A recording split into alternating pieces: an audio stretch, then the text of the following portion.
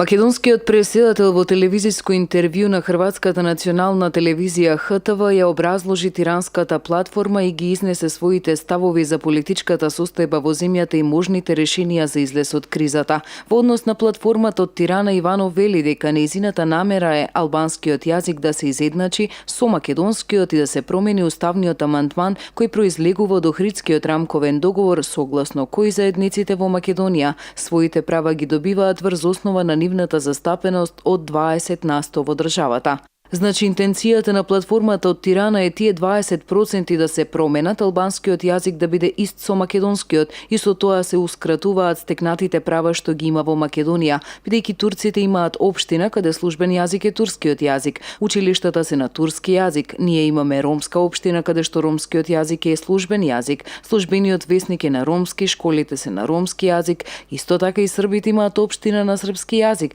така што со платформата од Тирана тие права би припаднале само на една заедница, само албанците би имале права, вели Иванов. Запрашан како ги коментира заговорите за Конфедерација на Македонија, Иванов одговара дека тоа е она што ги предизвика илјадници граѓани повеќе од месец дена да се на улиците. Со таа тиранска платформа Македонија престанува да постои таква каква што ја знаеме, затоа што со таа биетничност и бијазичност што се промовираат, ние имаме два сегменти во Македонија кои се етнички и религиозно и јазично различни. Се јавува длабок расцеп, тогаш граѓаните со сигурност се сомневаат во намерите на тие што ја подготвувале таа платформа. Целта не е да се обедини Македонија, туку Македонија да биде преодна фаза во создавање, можеби ќе кажам потежок збор, на трета албанска држава, изјави македонскиот преседател во интервју за ХТВ. На прашањето како и дали Европската унија може да помогне во решавањето на политичката криза во Македонија, Иванов вели: на Министерскиот совет е отворено прашањето за платформата од Тирана, но тоа јавно не се соопштува.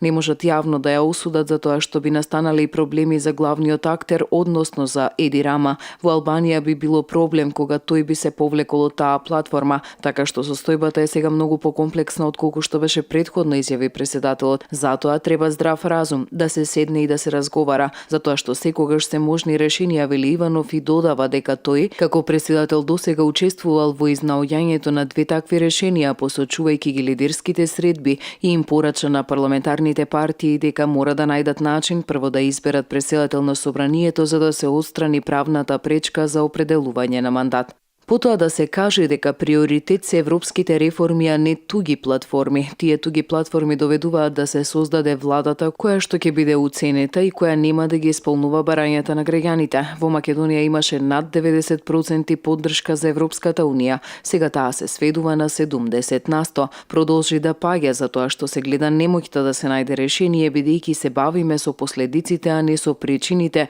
вели Иванов, предупредувајќи за последиците од кризата и можно нејзино сликување во други земји кои се во слична состојба. Во интервјуто за ХТВ, Иванов меѓу другото говори за лидерот на СДСМ Зоран Заев, за мигрантската криза, за заканите по опстојувањето на македонската држава, за односите со Москва и Вашингтон, како и за односите на Македонија со Грција низ призма на спорот со името.